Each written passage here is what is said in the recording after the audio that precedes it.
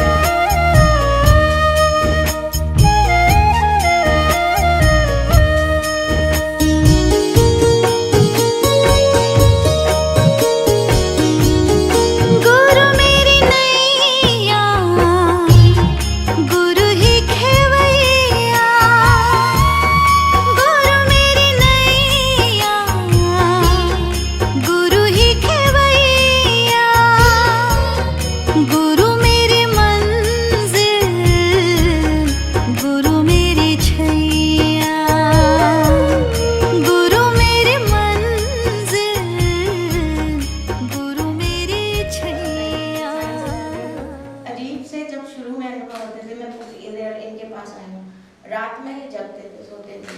तो मुझे बोला आज पूरा रात एक शिप बचाने में गया, अरेबियन शिप सी में शिप थी, पर मैं शिप नहीं बचा पाया, लोगों को बचा लिया। 3 दिन में मैं पूना पहुंचती हूँ, तीसरे दिन वो आज तक पे न्यूज आ रही होती है 16 लोग बच गए, शिप को नहीं बचा पाए मुंबई की। कई चमत्कार मतलब कई चमत्कार रहते थे।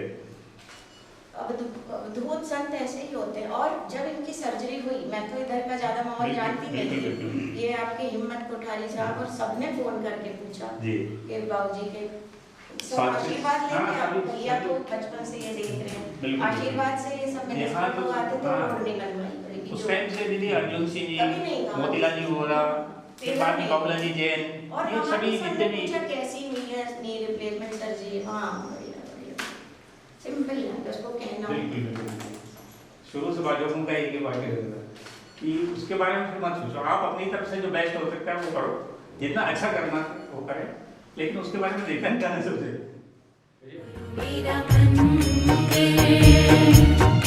गुरु मेरी पूजा, गुरु मेरा पार ब्रह्म और न दूजा। गुरु मेरा मंदिर, गुरु मेरी पूजा, गुरु मेरा पार ब्रह्म और न दूजा। गुरु मेरा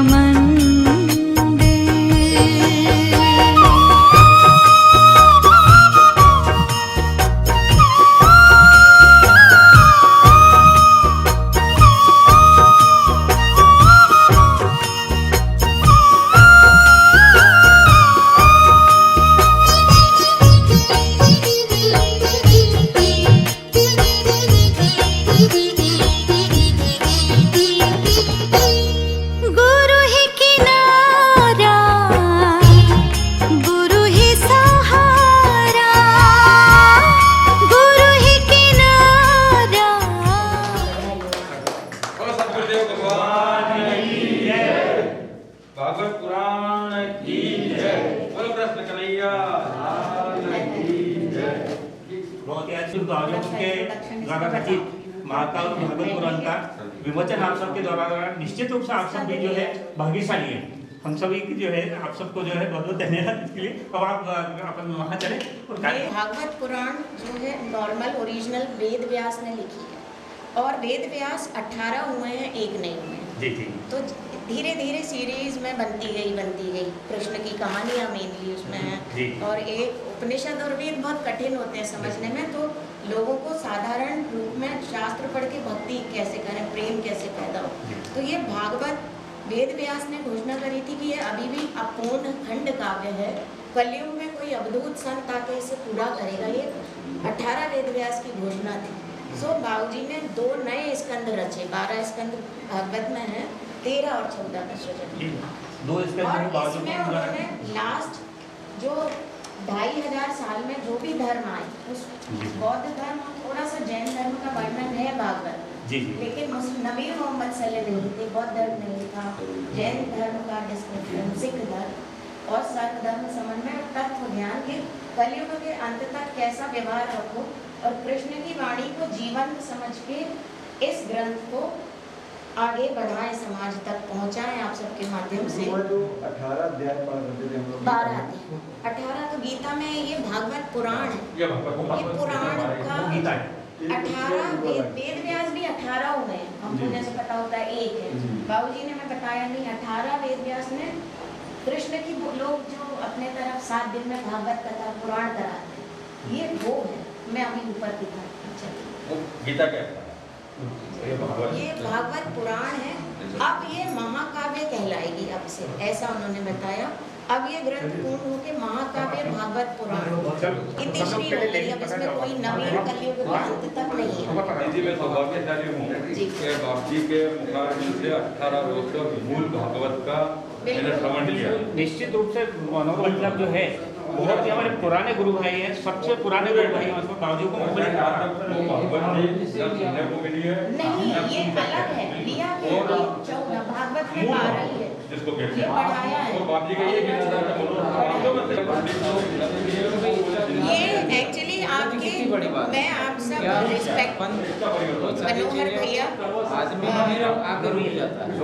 मनोहर भैया, मेरी दरखास्त है आप सभी उपस्थित एमपी के महानुभाव और प्रतिष्ठित सज्जनों से कि ये जो ज्ञान है बहुत अमूल्य ज्ञान है।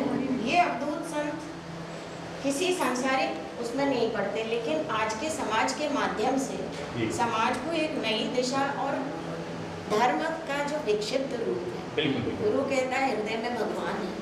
गुरु कहता है आपका हिंदूपन, आपका मुसलमानपन, आपका ईसाईपन आपके हृदय का निकला अनुभव है या झुंड और भय, तलवार के भय से पैदा किया झुंडवाद जी बिल्कुल। यदि अहम ब्रह्मास्मि पे जाएंगे वेदों पे तो भगवान यही होता है और हमारे जैसे लोगों का भी भगवान यही जगता है, यही मंदिर है जीता जाता। अब मैं कह पाती हूँ अहम ब्रह्मास्मि। सो बेसिकली उन्होंने इसमें काफ़ी मुस्लिमों को देखेंगे हिदायतें दी हैं और नबी मोहम्मद सल्लल्लाहु अलैहि वसल्लम को कृष्ण के जैसा स्थान दिया है, राम के जैसा स्थान। इसीलिए बाबूजी ने भगवत पुराण में भी उनको भी जो है स्थान दिया है, एक बहुत बड़ी बात। मुझे नहीं पता मैं बनारस जाऊँ मेरा क्या हाल हो इस किताब को पढ़ के, रिएक्शन उल्टी भी आती है क्योंकि धर्म के झगड़े नबी मोहम्मद सल्लल्लाहु बुरे नहीं थे, मगर इन्होंने बोला है पहले तुम 1 महीना रोजा करते हो, रोजा खत्म होता है तो बकरे काट के खाते हो। हिंदुओं को भी बोला नवरात्रि में 9 दिन डांडिया खेलते हो, गरबा खेलने के लिए नवरात्रि नहीं है, अपने आप को जगाने के लिए है।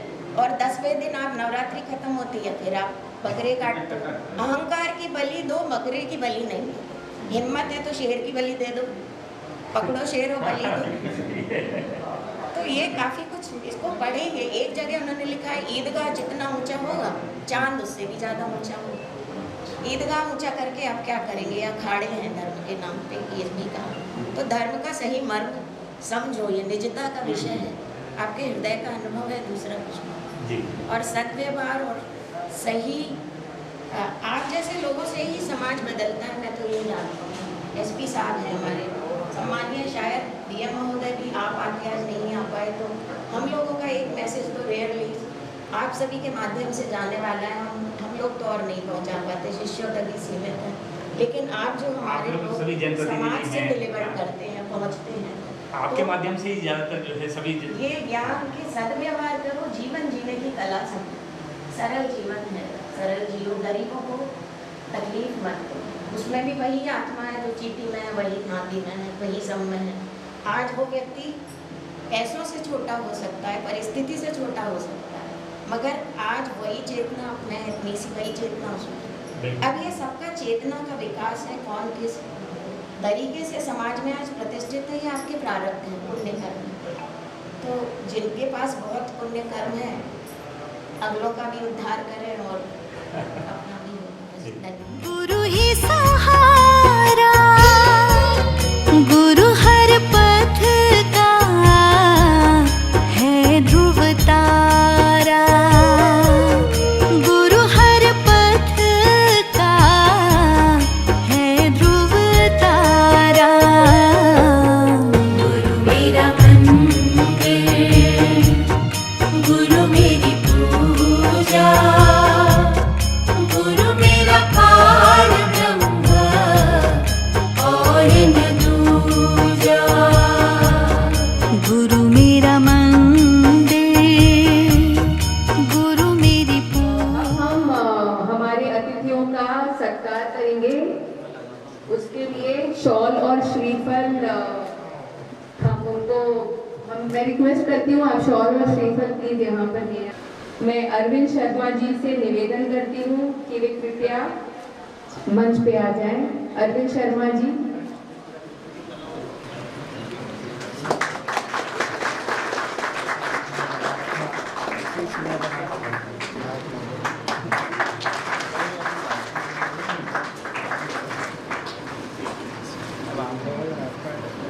धन्यवाद। और ठाकुर जी आप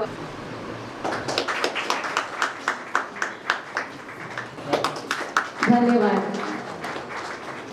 अब कार्यक्रम को भागवत पुराण के बारे में हमसे कुछ 2 शब्द कहें।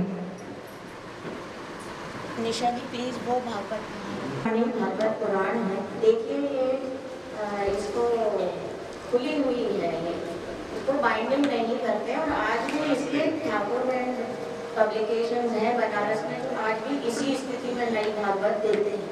तो ये तो इसमें 12 स्कंद है जिसको 18 वेद व्यास ने मिलकर लिखा।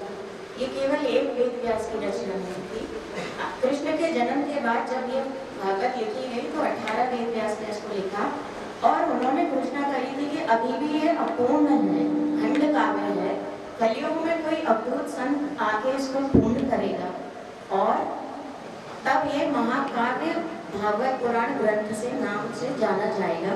तो गुरु जी ने ये 2 स्कंद बढ़ाए हैं, 12 के बाद 13 और 14, और इसमें कृष्ण के जन्म के बाद जितने भी नए धर्म आए, मोहम्मद नबी सल्लल्लाहु इस्लाम धर्म लिया है, जैन धर्म, बौद्ध धर्म और सिख धर्म लिया है, और बाकी तत्व ज्ञान है इसमें। और एक और उनका आदेश था कि कलयुग के अंत तक इस भागवत पुराण को कृष्ण की जीवंत वाणी समझा जाए और उन मर्यादाओं का पालन किया जाए जो हमारे शास्त्र के हिसाब से हमको फॉलो करने के लिए बताते हैं।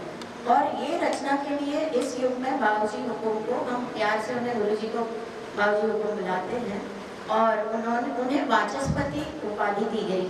यूँ ट्रांसलेशन के हिसाब से देखें तो PhD डिग्री कहलाती है। और सूक्ष्म दृष्टि जो ऊपर की दुनिया है, हम सनातन धर्म के अंतर्गत ये विश्वास करते हैं कि नीचे का जो संचालन है धरती का वो पूरा ऊपर भगवान विष्णु सृष्टि के पालनहार हैं, करते हैं और उनकी अपनी सेना है। तो उनके हिसाब से वाचस्पति की जो उपाधि है, जब रावले साहब हमारे दादा भाई और आप लोग उपस्थित थे, वाचस्पति उपाधि का एक समारोह हुआ था, उसी समय उन्होंने कहा था मैं ये नई पुस्तक बना रहा हूँ। तो वाचस्पति उपाधि का अभी तक पूरे ब्रह्मांड में देवताओं के गुरु बृहस्पति को ये श्रेय प्राप्त है।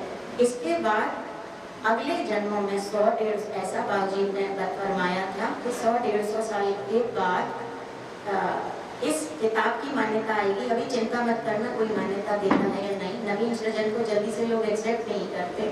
100-150 साल के बाद श्री विष्णु प्रसाद जी शर्मा की जब पहचान बनेगी आध्यात्मिक, इसमें हम लोग तो नहीं रहेंगे लेकिन वाचस्पति गुरु के नाम से उनका अवतार जाना जाएगा। सो ये एक छोटा सा जो निवेदन है मेरा आप सभी से कि इस धरती पर रतलाम की, मैं तो पुणे में सेटल हूँ, आप सब उनके भक्त हैं और गुरुजी संत शिरोमणि हैं, आपके रतलाम धरती के कोहिनूर हीरा हैं, अवधूत संत हैं। सो इनकी जो समाधि है इसमें आप लोग दर्शन करने आते हैं, उनके चमत्कार देखते हैं, उनका आशीर्वाद प्राप्त करते हैं। पूरे धौलका गांव को कोरोना हुआ था, ठाकुर साहब आप गवाह हैं, आपने मुझे कहा था मैं कोरोना से नहीं मरना चाहता दीदी, मैं अर्ज लगाता हूँ बाबूजी हुकुम से कि पूरे कोरोना में हमको इलाज करना नहीं आता, हमको दवाई नहीं खाना आता, हम किसान हैं, हमको ये, और ठाकुर साहब ने कोई दवाई भी ढंग से नहीं खाई, शायद थोड़ी बहुत आयुर्वेदिक, तो हम ये अर्ज लगाते हैं। और बाबूजी हुकुम ने सबको बिल्कुल, जो 2-4 लोग सीरियस भी बहुत थे और सबको स्वस्थ किया। तो इन संत की जानकारी सबको पहुँचे और सब लोग इनके दर्शन करने आए, ये एक छोटी सी विनती है। धन्यवाद। जिससे संपर्क में चलेगा कोई आज के इस प्रोग्राम में मैं सभी सम्माननीय अतिथिगण, यहाँ पर पधारे सभी भक्तगण, मैं गुरुदेव से आप लोगों के माध्यम से ही मिला था और उसके बाद मैं करीब 5-6 बार यहाँ आया था। मुझे यहाँ पे बहुत सुकून और शांति मिलती थी, क्योंकि पुलिस की नौकरी ऐसी है कि इसमें काफ़ी तनाव रहता है, स्ट्रेस रहता है, और बाकी शासकीय नौकरियों से मैं पुलिस की नौकरी को बहुत डिफरेंट मानता हूँ। बाकी शासकीय नौकरियाँ क्या रहती हैं कि उसमें आपको समाज का हर पहलू देखने को मिलता है, लेकिन हम लोगों को समाज का डार्कर साइड ज़्यादा देखने को मिलता है। जो समाज की अपराध है या समाज में जो विपत्तियाँ आ रही हैं वो पुलिस को ऑन डेली बेसिस मिलता है, मतलब उसकी नींद खुलती है तब से लेकर जब तक हम सोते हैं, जब तक हम यही सोचते रहते हैं कि समाज में क्या चल रहा है, क्या विकृतियाँ आ रही हैं। तो मुझे यहाँ का काफ़ी अच्छा लगता था, गुरुदेव से काफ़ी कुछ मैंने सीखा, और जो मैं सीख पाया वो जो बताना चाहूँगा आप सभी को जहाँ मैं पिछले करीब 4-5 सालों से मेरा आध्यात्म की तरफ झुकाव हुआ है और मैं काफ़ी इसको उनको फॉलो करता हूँ चीज़ों को।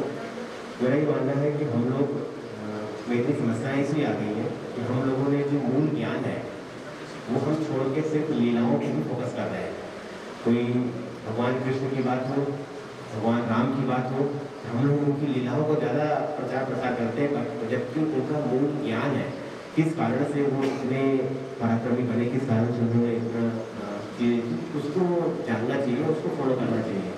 मैं एक बार हमेशा चीज़ कहता हूँ कि जो हमारी आत्मा है, हमारा हृदय है, उसको कुछ सच हमेशा पता रहता है। दिक्कत हमें अपने मन को समझाने का है। जो मन बहुत चंचल है उसको किस तरह स्थिर किया जाए, उसको किस तरह एकाग्रचित किया जाए और ये दोनों आपस में इनका मिलन रहे, आत्मा और मन दोनों एक साथ आगे कार्य करें, ये समझाने की कला रहती है। क्योंकि मुझे लगता है अगर हम ज्ञान को फॉलो करें, ज्ञान जो है जो कि भगवद गीता में है या फिर किसी भी महाकाव्य में देखा जाए, महापुराण जो है, इन सब में ज्ञान की जो बातें रहती हैं उनको अगर हम पालन करें तो मुझे लगता है कि बहुत हद तक हमारे अंदर बहुत सारी जो विकृतियाँ हैं वो दूर हो जाती हैं। मैं इस संबंध में बताना चाहूँगा, जब मैं पहली बार भगवद गीता पढ़ा था तो मुझे लगता है कि 8-10 बार पढ़ा मैंने, लेकिन मुझे जो बेसिक चीज़ समझ में आई भगवद गीता से कि हमें जो अपना गुरु या अपना भगवान जो हम लोग ढूंढ रहे हैं, तलाश कर रहे हैं ना, वो कहीं बाहर जाने की जरूरत नहीं है, वो हमारे अंदर ही है। हमें उसको जानने की ज़रूरत है, उसको पहचानने की ज़रूरत है। तो मैं हमेशा जब युवा पीढ़ी के लोगों से इंटरेक्ट करता हूँ तो मैं उनको ये बात जरूर बताता हूँ कि आप कोई भी इंसान ऐसा नहीं है ना जो ये बोल सके कि साहब कौन सा काम सही है, कौन सा काम गलत है। हर किसी को भगवान ये गुण दे के भेजा है, उसको सब पता रहता है कौन सा काम सही, कौन सा काम गलत है। फॉर एग्जाम्पल जैसे हम कोई भी गलत काम करने जाते हैं ना तो आप देखिए आपकी धड़कन तेज हो जाती है, आपको पसीना आने लगता है, आप इम्पेशेंट हो जाते हैं। वो एक तरह से आपकी आत्मा उस कार्य को करने की गवाही नहीं देती है। लेकिन हम क्योंकि हमारा मन इतना चंचल है ना, हम मन के वश में आ जाते हैं और हम वो काम कर देते हैं, तो हम दिखते तो हटते कहते हैं लेकिन अंदर से हम खोखले रहते हैं। तो हमें जो आदमी इस तरह का इंटरनली प्योर है ना, जो आदमी अंदर से साफ है, सुथरा है, सही है, उसको किसी की जरूरत नहीं पड़ती है। वो सेल्फ गाइडेड है, वो सेल्फ मोटिवेटेड है। तो हमें अपने आप को अंदर से साफ सुथरा करने की आवश्यकता है, बजाय कि बाहर से। इन्हीं चीज़ों को मैं देखता हूँ तो मैं पाता हूँ ना किस तरह से हमारा जो कल्चर है, हमारी संस्कृति है, वो वेस्टर्न कंट्री से कैसे डिफरेंट है। जैसे अगर हम पश्चिमी देशों को देखें ना तो वो सुख, शांति, इन चीज़ों को बाहरी चीज़ों में ढूंढ रहे हैं कि कोई एसी बना रहा है, कोई सोफा सेट बहुत कंफर्टेबल बना रहा है, कोई गाड़ी बना रहा है, जबकि हमारा सिस्टम जस्ट उल्टा है। वो बोलता है कि सुख शांति आप ढूंढ रहे हो ना, वो आपके अंदर है, बाहर भटकने की जरूरत नहीं है। तो हमें उन चीज़ों को अपने अंदर तलाशने की जरूरत है। और जब हम समझ जाते हैं ना तो हमें असली ज्ञान की प्राप्ति हो जाती है। तो हमें ये सब जो वैभव विलासता दिख रही है जरूरत नहीं पड़ती है। भगवान को एक आदमी को जिंदा रहने की जो चीज़ें जरूरत पड़ती है, बेसिक चीज़ें, वो सब भगवान ने फ्री में दे के भेजा है आपको। लेकिन हम अपना मन हमारा एक ऐसा इन चीज़ों के वश में रहता है कि हम भटकते रहते हैं और हम वहाँ तक अपना खुद का मिलन नहीं कर पाते अपने आप से। तो जो भी कुछ मैं सीख पाया गुरुदेव से, मैं चाहूँगा कि आप सभी ये महाकाव्य से भी इसके ज्ञान को समझें और उसको अमल करें। जरूरत है हमें उसको अपने दिनचर्या में लाने का, उसको पालन करने का। तो जरूर हमारे खुद के जीवन में भी समाज में परिवर्तन आएगा। जो समस्या हम देख पा रहे हैं, जैसे कभी हम लोग चर्चा कर रहे थे तो पता चला कि किसी एक धर्म की बात करते हैं, ऐसा हम किसी की, तो हम उसको कोई अच्छाई होती है, कोई बुराई होती है। तो जैसे कोई बुक लिखा हुआ है ना, ये बुक अच्छा है खराब, ये डिपेंड करता है कि इसका इंटरप्रेटर कैसा है, तो किस उसका भावार्थ किस शब्दों में निकालना है, किन चीज़ों में निकालना है।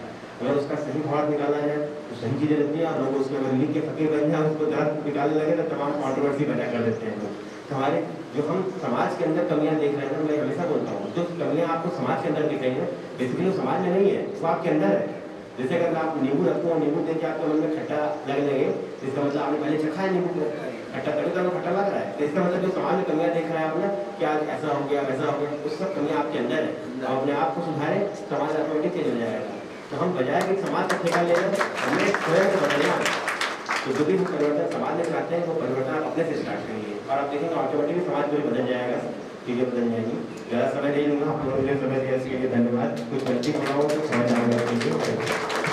धन्यवाद एसपी साहब, आपने पूरा हुआ यही बातें तो हमको सिखाना चाहती हैं, and I think we are all working in that direction.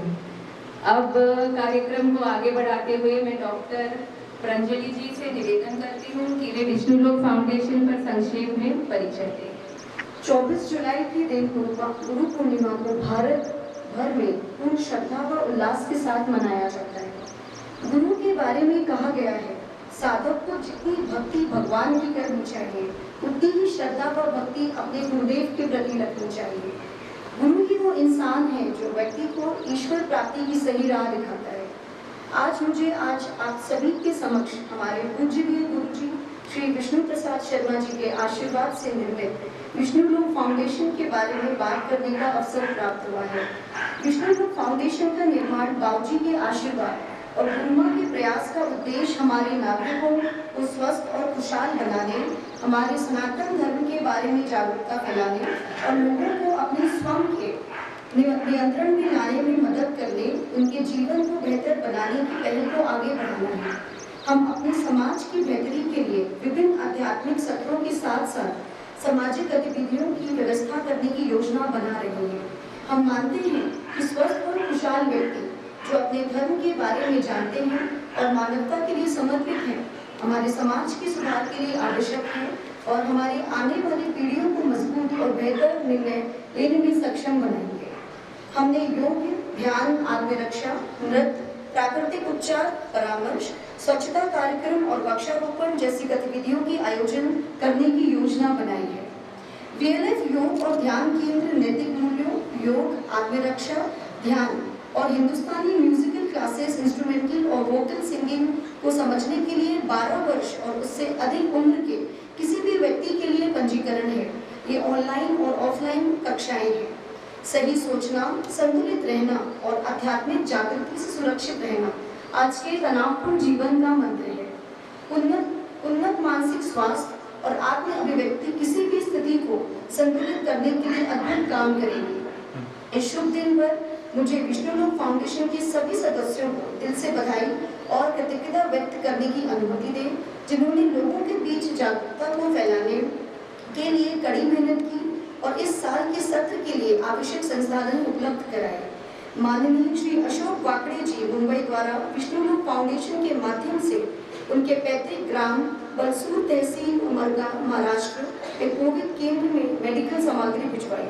हमारे अशोक दादा और भाभी ने तहे दिल से इस ग्राम में भरपूर सहायता और योगदान दिया। विष्णु लोक फाउंडेशन के माध्यम से 2 ऑक्सीजन कंसंट्रेटर, 96 स्टीमर और 5 ऑक्सीमीटर बालसूर कोविड केंद्र को सौंपे गए। विष्णु लोक फाउंडेशन में आर्थिक सहायता के लिए आप सभी का बहुत बहुत बहुत आभार। आपके संयुक्त सहयोग के कारण इस संकट की घड़ी में पीड़ित लोगों तक सहायता पहुंचाई जा सकी। आप सभी का बहुत बहुत धन्यवाद। विष्णु लोक फाउंडेशन की ओर से एकादशी सत्संग का आयोजन हर एकादशी में किया जाता है। नकारात्मकता के बीच जहां आघात और दर्द है, जिसने हर दिल और दिमाग पर कब्जा कर लिया है, हमने यह सुनिश्चित करना चाहिए कि हम सही सोचें और सही सोचने के लिए हमारे गुरुमा ने जप की स्थापना की है। इन मुलाकातों के दौरान गुरुमा शारीरिक रूप से हमारे साथ मौजूद होती हैं और जब कोई गुरु मौजूद होता है तो सत्संग में शामिल होने का एक बहुत ही अलग अनुभव होता है। उनकी उपस्थिति मायने रखती है और यह हमें शांति का अनुभव कराता है। ओम देखें तो सिर्फ 2.5 अक्षर है, समझें तो पूरा ब्रह्मांड का सार है। ओम किसी एक की संपत्ति नहीं है, ओम सबका है। यह सर्वभौमिक है, इसमें पूरा ब्रह्मांड है। तनाव दूर कर मन को शांत करता है ओम। हृदय की धड़कन को संतुलित करने में मदद करता है ओम। ब्लड प्रेशर को संतुलित करता है ओम। इसके अलावा मैं समाज के उन सभी का शुक्रिया अदा करना चाहती हूँ जो एक भी दिन नहीं चूके और इस कला के रूप के जानने के लिए उत्साहित दिखे तथा दूसरों के बीच इस शिक्षा का प्रसार किया। हमसे संपर्क करें, हम विमान नगर पुणे में स्थित हैं। इसी के साथ मैं अपने शब्दों को विराम देती हूँ और हमारे प्रबंधक समुदाय को ऐसे प्रेरणादायक समारोह का आयोजन करने और इसे सफल बनाने के लिए लोगों का विशेष रूप से धन्यवाद करती हूँ। आप सभी का दिन शुभ हो। जय गुरुदेव, जय गुरुदेव। मकवाना जी से रिक्वेस्ट करूंगी कि वे 2 शब्द द्वारा इस महाकाव्य माँ भागवत गीता के इस पुस्तक विमोचन समारोह में उपस्थित भारतीय जनता पार्टी के जिलाध्यक्ष सम्मानित श्री राजन सिंह जी रुनेरा साहब, जिले के महामंत्री भाई मनोज जी बरवाल साहब, श्री तिवारी जी और अभी जो बता रहे थे कि अशांति की जो बात कर रहे थे हमारे एसपी साहब श्री गौरव तिवारी जी, गहन फाउंडेशन की, और आप बाबा हुंडई के मालिक जो इंदौर से पधारे और आसपास से पधारे सभी वरिष्ठ जन और मातृशक्ति को मेरा प्रणाम। गुरु जी के चरणों में नमन और माँ भगवती के चरणों में नमन। बहुत ही खुशी की बात है कि आज ग्राम पंचायत नमर थाना में इस प्रकार का कार्यक्रम होने जा रहा है और हम भागवत जी की बात करते हैं और 12 स्कंद है, उसके आगे आपने 13 और 14 स्कंद लिखे, तो निश्चित रूप से कहीं न कहीं आपने एक समाज को नई प्रेरणा, नई दिशा दी। हम तो वही रुक जाते जो है उसी को पढ़ लेते, उसी को समझ लेते हैं, आगे कोई विचार भी नहीं करते कि इसके आगे भी हमें बढ़ना चाहिए, लिखना चाहिए, प्रयास करना चाहिए। लेकिन आपकी इस बौद्धिकता के इस विचार को मैं भी नमन करता हूं कि आपने इतना बड़ा प्रयास करके आज समाज को एक नई प्रेरणा दी और कहीं न कहीं मां भागवत हिंदू समाज के लिए श्रेष्ठ ग्रंथ माना गया है और बहुत कुछ हम भागवत जी की कथा समय समय पर होती है, उससे सुनते हैं, सीखते हैं, समझते हैं, आत्मसात भी करते हैं। लेकिन फिर भी व्यक्ति, जो एसपी साहब ने बोला कि अपने मन में ही, अपने अंदर ही ईश्वर का वास है, वो इधर उधर भटकता रहता है, प्रयास करता रहता, घूमता रहता है। लेकिन जब अपने आप को आत्मसात करता है, कहीं प्रयास करता है, तो निश्चित रूप से वो सब कुछ उसको वही मिल जाता है। लेकिन ऐसा कम ही होता है, व्यक्ति कोई न कोई प्रयास में लगा ही रहता है कि आज ये हो जाए, कल ये हो जाए, परसों वो हो जाए, उसमें उसका जीवन पूरा निकल जाता है और कहीं न कहीं उसकी मजबूरी समझे या आवश्यकता समझे, जो भी समझे, लेकिन व्यक्ति को सतत प्रयास भी करना चाहिए, क्योंकि प्रयास नहीं करेंगे तो विकास भी नहीं होंगे, काम भी नहीं होगा और जहां व्यक्ति रुक जाता है, सारी विकास की अवस्थाएं भी रुक जाती हैं। लेकिन ईश्वर की प्राप्ति करने के लिए हमें कहीं न कहीं गुरु की भी आवश्यकता पड़ती है, ऐसे ज्ञान की भी आवश्यकता पड़ती है, ग्रंथ की भी आवश्यकता पड़ती है। तो निश्चित रूप से कल गुरु पूर्णिमा है और इस महापर्व पर मैं एडवांस में आपको बधाई भी देना चाहता हूँ, शुभकामनाएं देना चाहता हूँ कि अपने गुरु को निश्चित रूप से याद कर ले, क्योंकि व्यक्ति की प्रारंभिक जो शिक्षा दीक्षा है या गुरु को मानने का माता पिता ही है, लेकिन एक उम्र के बाद जब वो स्कूल में पढ़ने जाता है तो कहीं न कहीं गुरु भी उसको किताबी ज्ञान सिखाता है, समझाता है, पढ़ाता है, आगे बढ़ाता है। हर व्यक्ति के पीछे कहीं न कहीं गुरु का आशीर्वाद रहता है, गुरु का सहयोग रहता है। आज जो कुछ भी हम हैं तो कहीं न कहीं गुरु का ही आशीर्वाद है। आप यहाँ सब पधारे, इसलिए बहुत बहुत धन्यवाद और विष्णुलोक फाउंडेशन को भी बहुत बहुत बधाई, शुभकामनाएं कि आपने नई प्रेरणा दी है और मेरी जैसे कोई आवश्यकता हो तो मैं भी सहयोग के लिए हमेशा तत्पर रहूँगा। बहुत बहुत धन्यवाद। जय हिंद। गुरु के बारे में, गुरु के बिना लाइफ इज इनकम्प्लीट, हमारी सेल्फ रियलाइजेशन हो ही नहीं सकती। अब मैं श्री प्रवेश अग्रवाल जी से निवेदन करती हूँ कि वे 2 शब्द हमसे कहें। सम्मानित मंच, हम सबके आदरणीय बड़े भाई विधायक जी, जी मकवाना साहब, राजेंद्र सिंह जी, हमारे रतनाम के अध्यक्ष मनोहर साहब, परम पूज्य गुरुमा, हम सबके गौरवमयी और प्रशासन के गौरव श्री गौरव भैया, निशा दीदी और यहाँ पे सभी लोगों को मैं बहुत बहुत नमन करता हूँ। कुछ जन्मों की पुण्य है कि ऐसे पावन अवसर पर मुझे आने का अवसर मिला।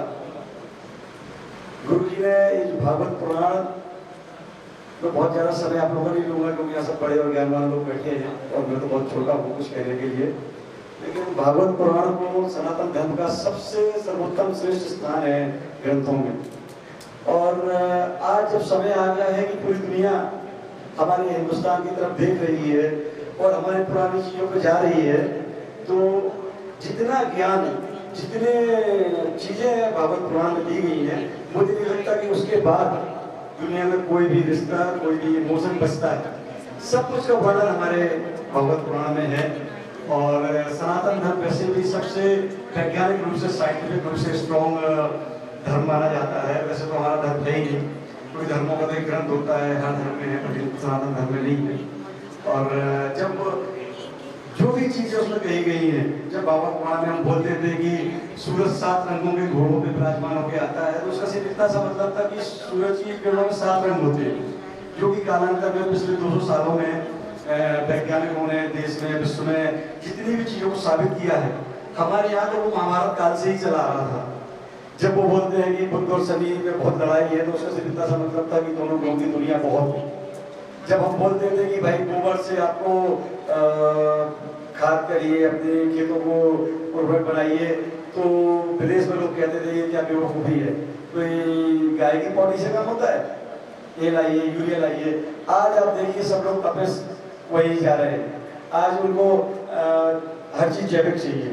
तो जब हम योग की बात करते थे, साधना से भगवान मिलता है, तब उन लोगों को लगता था कि तो ट्राइबल सोच है, सपेरों का देश है। तो आज जब पूरा विश्व उसको मान रहा है, तो हम लोगों की सबसे बड़ी जिम्मेदारी बन जाती है कि हम लोगों को अपने ग्रंथों का अध्ययन करना चाहिए और इसका विस्तार करना चाहिए। आज हेलीकॉप्टर आता है हमारे यहाँ, पहले से खटोला में रावण जब लेके जाते हैं, हर चीज़ का वर्णन है। 150 साल पहले परमाणु शब्द का उत्पत्ति हुई है, लेकिन हमारे में भागवत में ही कृष्ण भगवान के लिए बोला जाता है कि परमाणु स्वरूप थे। उन सब शब्दों का वर्णन हजारों साल पहले आ गया था। पहले लोग कहते थे, जब हमने बोला कि अर्थ जो है पृथ्वी सूरज की चारों तरफ रोटेट करती है, तो लोगों ने उसका पूरा विश्व ने मजाक उड़ाया और पिछले 60 सालों में वो बात साबित हुई। और हमारा पंचांग युधिष्ठिर के समय से चला रहा है। तो हमें अपनी इस चीज़ों को समझना होगा। आज पूरा विश्व हमारे योग के लिए देख रहा है। तो और आज गुरु जी ने जो 2 और अध्याय उसको जोड़ दिए हैं, शायद आज हम उतना महत्व ना समझ पाए, हम लोग शायद इतने ज्ञानी काबिल नहीं है, पर कालांतर में ये अपने आप में एक बहुत बड़ी चीज होगी जिसको लोग सदियों तक याद रखेंगे। इन्हीं 2 शब्दों के साथ मैं वाणी को विराम देता हूँ। धन्यवाद। और भागवत पुराण हमें हमारे प्रधानमंत्री तक भी पहुँचाना है, इसमें आप सभी को मदद करनी होगी। ओके, अब मैं श्री राजेश तिवारी जी से निवेदन करती हूँ कि राजेंद्र सिंह जी से निवेदन करती हूँ कि वे फाउंडेशन द्वारा इस कार्यक्रम में भागवत पुराण के विमोचन के अवसर पर हमारे बीच रतलाम के गौरव, और नाम भी गौरव है, रतलाम के पुलिस अधीक्षक, एक ईमानदार ऑफिसर श्री गौरव तिवारी साहब, गंगा स्वरूप के श्री परवेज अग्रवाल जी, हमारे मधुबेन जी, हमारे रतलाम ग्रामीण के लोकप्रिय विधायक सम्मानीय भगवाना जी, हमारे पार्टी के जनरल सेक्रेटरी श्री मनोहर बरवाल जी, अरविंद बाबू जी के सुपुत्र, हमारे सौभाग्यशाली है मिस्टर आपके सानिध्य में यहाँ बैठे हैं, ऐसे अरविंद शर्मा जी, ठाकुर साहब लोकेन सिंह जी, यहाँ के सरपंच साहब सुरेंद्र सिंह जी, दिनेश शर्मा जी, उपस्थित मातृशक्ति सभी भक्तजन, मैं सबको प्रणाम करता हूँ। मैं सौभाग्यशाली हूँ कि इस पवित्र कार्य में मैं सम्मिलित हुआ। मुझे काफ़ी समय उस आदेश भी हुआ मन से कि संक्षिप्त में बोले, तो मैं तो विधायक जी से निवेदन करूँ, श्रद्धालु काफ़ी आते हैं, तो आप इस रोड को बनवाने का किसी भी मत से बनवाने का तो गुरु जी आपको आशीर्वाद देंगे, अगली बार वोट से ज़्यादा वोट से आप चुनाव जीतेंगे ऐसा मेरा आग्रह है। पार्टी अध्यक्ष होने के नाते मैं आपको आग्रह भी कर रहा हूँ। हम सब प्रयास भी करेंगे कि गुरु जी के आश्रम तक ये रोड बने। और हम अभी आ रहे थे रास्तों में, मनोज जी हम यही बात कर रहे थे, भागवत को मैं नमन करता हूँ। हमारा हिंदुओं में अगर सबसे श्रेष्ठ कोई है तो भागवत है। हम अगर न्यायालय में भी जाते हैं तो न्यायाधीश के सामने बोल गीता पे कसम हाथ रखे कसम खाओ, मैं झूठ नहीं बोलूँगा, ऐसे हमको ज्ञान की प्राप्ति होती है। मैं आप सबको ने बुलाया, उसके लिए मैं बहुत बहुत धन्यवाद गुरु जी के चरणों में पुनः अपना शीश नमन करता हूँ। जी और गुरु माँ ये चाहते होंगे जरूर, इसलिए आपको ये इच्छा हुई है। धन्यवाद। अब मैं श्री मनोहर पोरवाल जी से रिक्वेस्ट करती हूँ कि वे 2 शब्द कहें। शत नमन वंदन। आज के इस कार्यक्रम में विष्णु लोक फाउंडेशन द्वारा जो आयोजित किया जा रहा है, भागवत पुराण के 2 स्कंद और उस पुस्तक का लोकार्पण, उस कार्यक्रम के अतिथि के रूप में हमारे इस क्षेत्र के विधायक श्री दिलीप जी मकवाना, हमारे जिला अध्यक्ष श्री राजेंद्र सिंह जी लुनेरा, रतलाम जिले के पुलिस अधीक्षक श्री गौरव जी तिवारी, हमारे इंदौर से पधारे भाई प्रवेश जी अग्रवाल, गुरुमाई, साथ ही मेरे छोटे भाई भाई रवि जी शर्मा, लोकेश सिंह जी राणावत जी, सुरेंद्र सिंह जी शर्मा जी, बाबूलाल जी पाटीदार, मेरे ख्याल से यहाँ जितने भी उपस्थित हैं मैं सबसे करीब परिचित हूँ। उपस्थित माता बहनों और जो भी बाहर से पधारे, जो इस आश्रम की गरिमा को बढ़ा रहे हैं, उन सभी को नमन करता हूँ। आज हम ऐसे विद्वत विद्वान के उस कार्यक्रम में उपस्थित हैं क्योंकि मैंने उनको समझा और मैं 35 साल से गुरु जी के सानिध्य के अंदर लगातार संपर्क में रहा। दीदी ने जितनी बात कही वो 100% गुरु जी के लिए सही थी। भागवत पुराण के बाप जी का बहुत छोटी सी उम्र से इतना उनका ज्ञान था, वो छोटी उम्र से ही अपने गीता भागवत की प्रचार प्रसार में लगे हुए थे। मूल भागवत आजकल हम टीवी के ऊपर देखते हैं, कई आयोजन बड़े बड़े देखते हैं, संगीतमय भागवत कथाएं होती है। जैसे साहब ने कहा कि धर्म को आजकल संस्कृति के रूप में करते, संस्कार भूल गए, लेकिन वास्तव में अगर मैंने अपने जीवन के अंदर 3 भागवत और 3 महापुरुषों के मुंह से सुनी है, और वो मूल भागवत जो बिना संगीत के, सबसे बड़ी बात तो ये रहती है कि 3 घंटा 4 घंटा मूल भागवत को पढ़ना और उसके ज्ञान को आप तक पहुंचाना, ये सबसे बड़ी विद्वत्ता उन गुरुदेव की होती है। और मैंने सबसे बड़ी भागवत अगर सुनी तो रामचंद्र जी डोंगरे जी महाराज। हम सौभाग्यशाली है रतलाम के लोग, शायद पूरे विश्व के अंदर उनकी कहीं पर भी 18 दिवस की भागवत नहीं हुई, लेकिन रतलाम नगर के अंदर 18 दिवसीय भागवत हुई और मैंने 18 ही दिन तक उनकी भागवत का श्रवण किया। पूर्ण संत के रूप में अगर मैंने देखा है तो पंडित रामचंद्र जी डोंगरे महाराज, इनको कोई लाभ लपेट नहीं, कोई ये नहीं।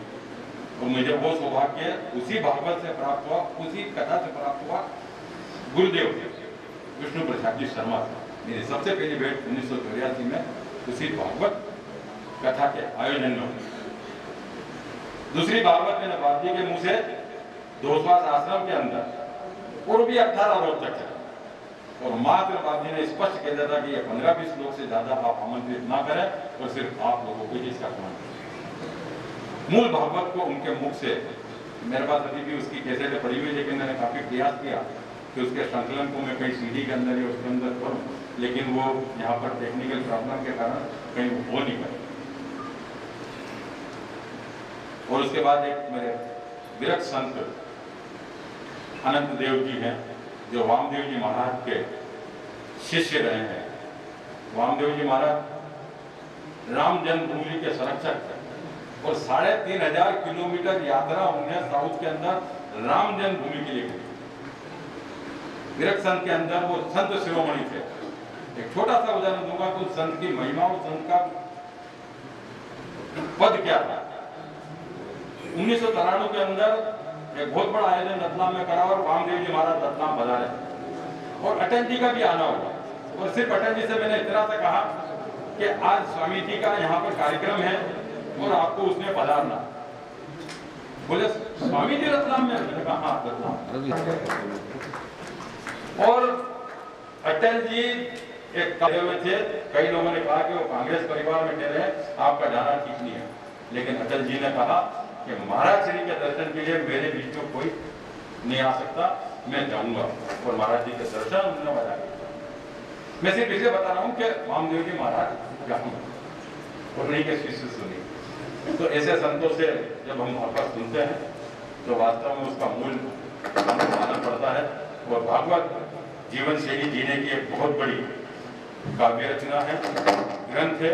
अगर उसको मूल रूप से अगर सुना जाए, उसको अपने जीवन में धारण कर लिया जाए तो आदमी का जीवन सफल हो जाता है। क्योंकि जीवन किस शैली से जीना चाहिए, कैसा परिवार में भाव होना चाहिए, कैसे अपने लोगों में भाव होना चाहिए, कैसे सत्ता शासन के द्वारा अपना काम किया जाना चाहिए, ये सब उसके अंदर समाहित है। अगर आदमी भागवत को अच्छे मूल रूप से सुन ले तो अपने आप को जीवन सफल कर लेता है और अच्छे से संसार में अपना जीवन यापन करता है। ये उसके अंदर मूल सार है। आप लोग भी अगर जिनने नी अगर पढ़ी है तो मूल भागवत को जरूर पढ़ें और अपने जीवन को सार्थक करें। आज इस कार्यक्रम के अंदर मुझे बोलने का अवसर मिला।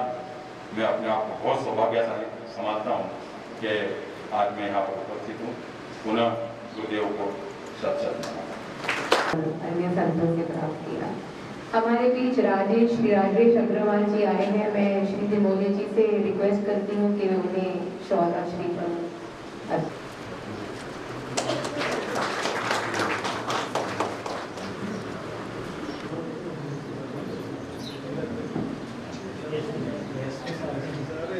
हमारे भारतीय जनता पार्टी के बहुत वरिष्ठ कार्यकर्ता बदनावर से हैं और आप कृषि आयोग के सहसचिव के सह-अध्यक्ष के रूप में भी मध्य प्रदेश में आपने कार्य संभाला था और काफी सक्रिय और बहुत बड़े व्यापारी भी हैं। ताकि हमें ध्यान आए कि रजत भैया भी एक बदनावर धार डिस्ट्रिक्ट की भारतीय जनता पार्टी के बहुत बड़े।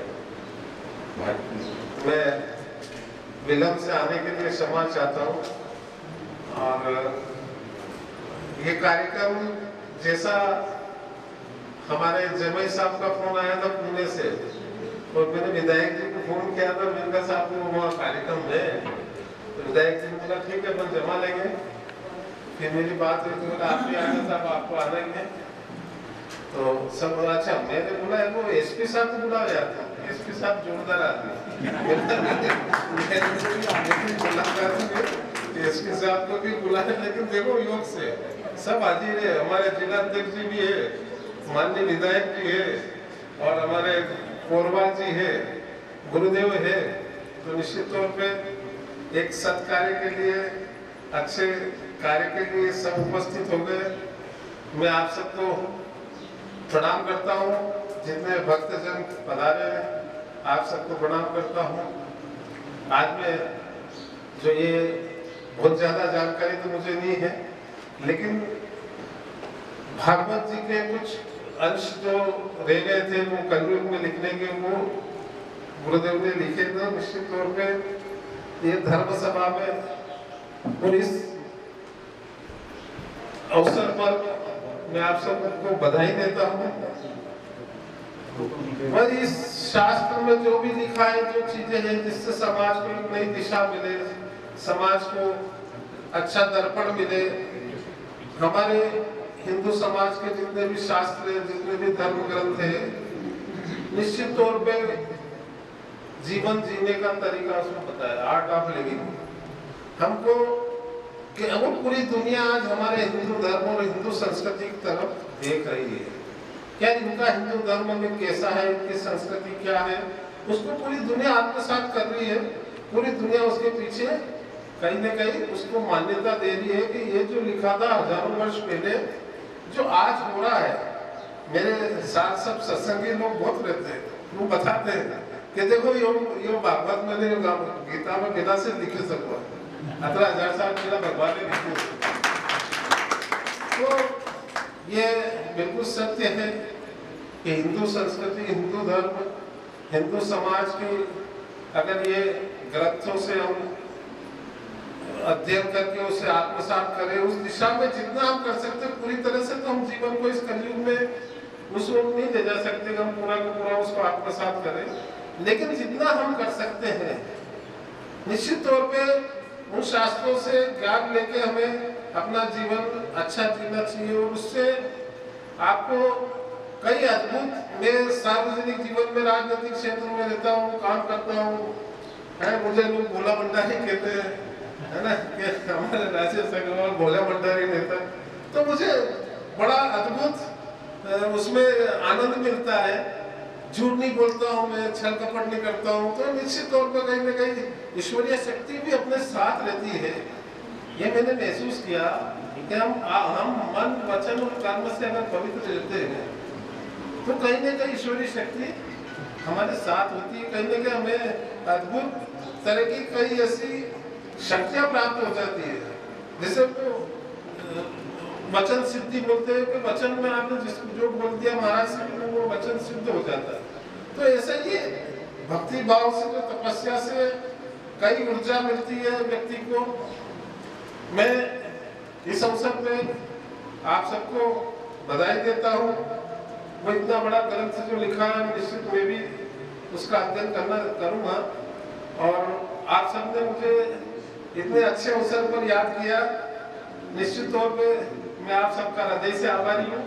और ये नए संस्करण के लिए मैं आप सबको बधाई देता हूँ। जय हिंद, जय भारत, जय जय सिया राम। बहुत अच्छा रहा।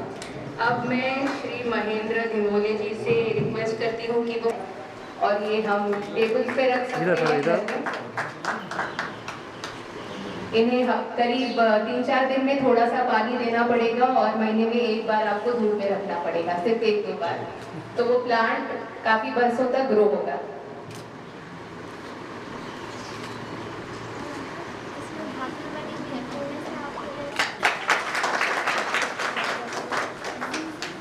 आप श्री प्रवेश अग्रवाल जी को भी मोमेंट को दें। धन्यवाद। अब मैं श्री शिव शंकर चौहान,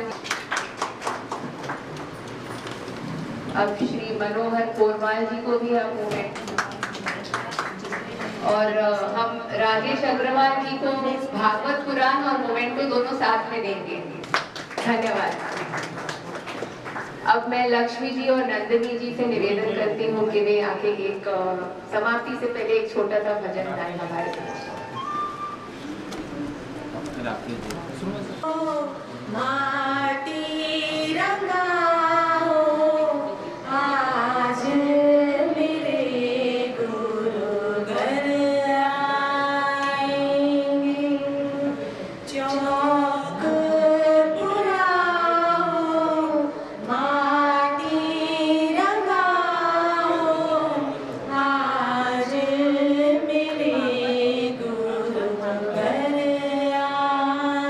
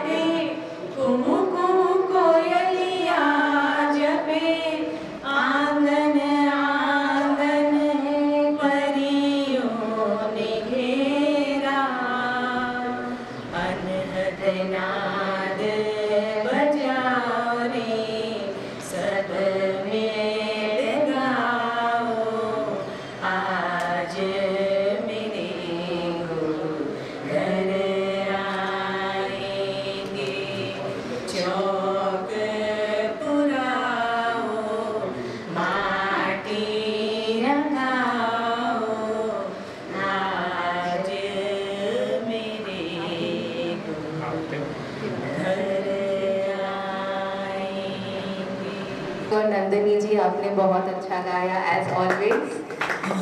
अब for the vote of thanks मैं शिव शरण चौहान जी को आमंत्रित करती हूँ, वो सभी अतिथियों को।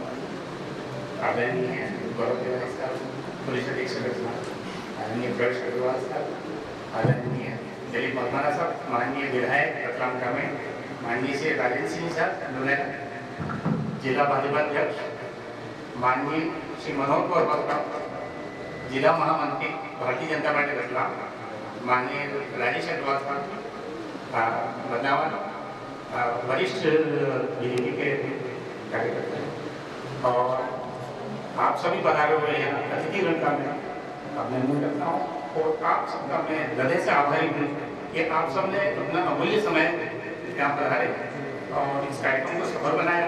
मैं आप सबका हार्दिक धन्यवाद करता हूँ। आप सभी अभी प्रसाद ग्रहण करेंगे, महाप्रसाद। आप सबसे निवेदन है आपके लिए जो एक 10 मिनट का और समय आप प्रसाद ग्रहण करके पधारे। सबके लिए नीचे व्यवस्था की गई है। जय गुरुदेव, जय गुरुमान। Thank you.